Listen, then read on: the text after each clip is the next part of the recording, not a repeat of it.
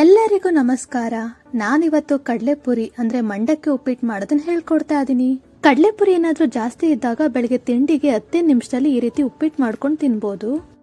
ಮೊದಲು ಒಂದು ಪಾತ್ರೆಗೆ 1 ಸೇರ್ ಕಡಲೆಪುರಿ ಹಾಕೊಳ್ತಾ ಇದೀನಿ. ಕಡಲೆಪುರಿಗೆ ಸ್ವಲ್ಪ ನೀರು ಹಾಕೊಳ್ತಾ ಇದೀನಿ, ಕಡಲೆಪುರಿನ ಚೆನ್ನಾಗಿ ತೊಳೆಯೋದಕ್ಕೆ. ಕಡಲೆಪುರಿನ ನೀರಲ್ಲಿ ನೆನೆಸೋದೇನು ಬೇಡ, ಸುಮ್ಮನೆ ತೊಳೆದ್ರೆ ಸಾಕು. ನಮ್ಮ ಮಾಗಡಿ ಸೈಡ್ ಇದನ್ನ ಕಡಲೆಪುರಿ ಅಂತ ಕರೀತಾರೆ, ಉತ್ತರ ಕರ್ನಾಟಕದವ್ರು ಇದನ್ನ ಮಂಡಕ್ಕಿ ಅಂತ ಕರೀತಾರೆ. ಕಡಲೆಪುರಿನ ನೀರಲ್ಲಿ 2 ಸಲ ಚೆನ್ನಾಗಿ ತೊಳೆದು ನೀರು ಸೋರೋದಕ್ಕೆ ಇಟ್ಟಿದ್ದೀನಿ. ಒಂದು ಮಿಕ್ಸಿ ಜಾರ್ಗೆ 5 ಟೀ ಸ್ಪೂನ್ ಹುರ್ಗಡ್ಲೆ ಹಾಕ್ತಾ ಇದ್ದೀನಿ. ಹುರ್ಗಡ್ಲೆನ ತರ್ತರಿಯಾಗಿ ಪುಡಿ ಮಾಡ್ಕೊಳ್ತಾ ಇದ್ದೀನಿ. ಜಾಸ್ತಿ ನುಣ್ಣಗೆ ಪುಡಿ ಮಾಡ್ಕೋಬೇಡಿ, ತರ್ತರಿಯಾಗಿರ್ಲಿ.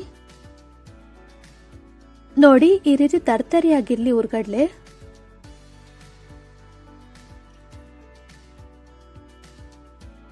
ಇವಾಗ ಒಂದು ಪ್ಯಾನ್ ಬಿಸಿ ಇಟ್ಟು ಅದಕ್ಕೆ 2 ಟೀ ಸ್ಪೂನ್ ಎಣ್ಣೆ ಹಾಕ್ತಾ ಇದೀನಿ.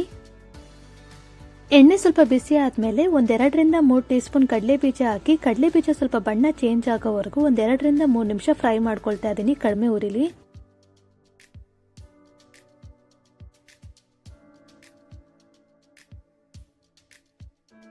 ಕಡಲೆ ಬೀಜ ಚೆನ್ನಾಗಿ ಫ್ರೈ ಆಗಿದೆ ನೋಡಿ, ಈ ರೀತಿ ಬಣ್ಣ ಚೇಂಜ್ ಆಗಿದೆ. ಇವಾಗ ಅದನ್ನ ಸೈಡ್ಗೆ ತೆಗೆದಿಟ್ಕೊಳ್ತಾ ಇದೀನಿ.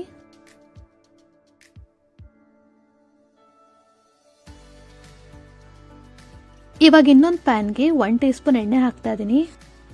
ಎಣ್ಣೆ ಸ್ವಲ್ಪ ಬಿಸಿ ಆದ್ಮೇಲೆ 1/4 ಟೀ ಸ್ಪೂನ್ ಸಾಸಿವೆ, 1 ಟೀ ಸ್ಪೂನ್ ಕಡಲೆಬೇಳೆ, 4 ಕಟ್ ಮಾಡಿರೋ ಹಸಿಮೆಣಸಿನಕಾಯಿ, ಸ್ವಲ್ಪ ಕರಿಬೇವು ಹಾಕಿ 1 ನಿಮಿಷ ಫ್ರೈ ಮಾಡ್ತಾ ಇದೀನಿ. ಕಡಲೆಬೇಳೆ ಸ್ವಲ್ಪ ಬಣ್ಣ ಚೇಂಜ್ ಆಗಬೇಕು, ಅಲ್ಲಿವರೆಗೂ ಫ್ರೈ ಮಾಡ್ಕೊಳ್ಳಿ.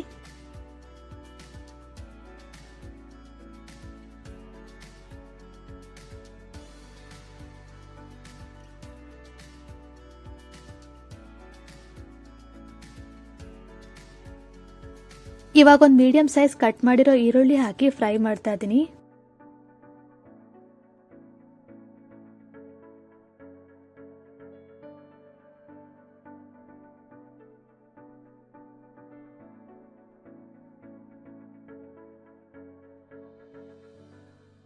ಇದಕ್ಕೆ ಚಿಟಿಕೆ ಅರಿಶಿಣ ಪುಡಿ, ರುಚಿಗೆ ತಕ್ಕಷ್ಟು ಉಪ್ಪು ಹಾಕ್ತಾ ಇದೀನಿ. ಕಡಲೆಪುರಿಲೂ ಕೂಡ ಉಪ್ಪಿರೋದ್ರಿಂದ ಉಪ್ಪನ್ನ ಸ್ವಲ್ಪ ಹಾಕೊಳ್ಳಿ. ಈರುಳ್ಳಿ ಸ್ವಲ್ಪ ಚೆನ್ನಾಗಿ ಫ್ರೈ ಆಗಬೇಕು.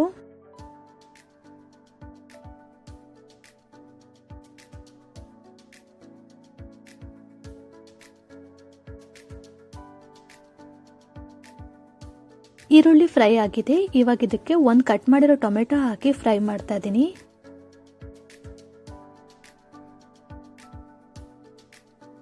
ಟೊಮೆಟೊ ಕೂಡ ಚೆನ್ನಾಗಿ ಫ್ರೈ ಆಗಬೇಕು, ಅದಕ್ಕೋಸ್ಕರ 1-2 ನಿಮಿಷ ಫ್ರೈ ಮಾಡ್ಕೊಳ್ತಾ ಇದೀನಿ.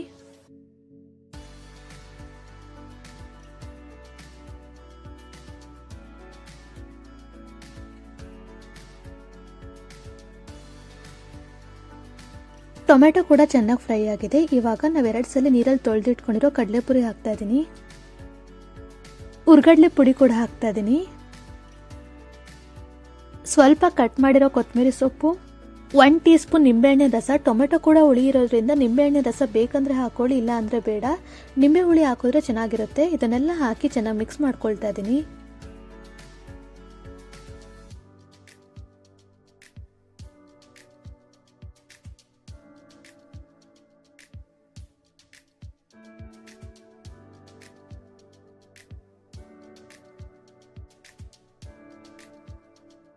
ಕಡಲೆಪುರಿ ಹಾಕಿ ಜಾಸ್ತಿ ಬೇಯಿಸೋದೇನು ಬೇಡ, ಸ್ವಲ್ಪ ಬಿಸಿ ಆದ್ರೆ ಸಾಕು ಕಡಲೆಪುರಿ. ಕೊನೆಯಲ್ಲಿ ನಾವು ಎಣ್ಣೆಲಿ ಕಡ್ದಿಟ್ಕೊಂಡಿರೋ ಕಡಲೆ ಬೀಜ ಹಾಕಿ ಗ್ಯಾಸ್ ಆಫ್ ಮಾಡ್ಕೊಳ್ತಾ ಇದೀನಿ. ಕಡಲೆಪುರಿ ಅಥವಾ ಮಂಡಕ್ಕಿ ಉಪ್ಪಿಟ್ಟು ರೆಡಿ ಆಗಿದೆ.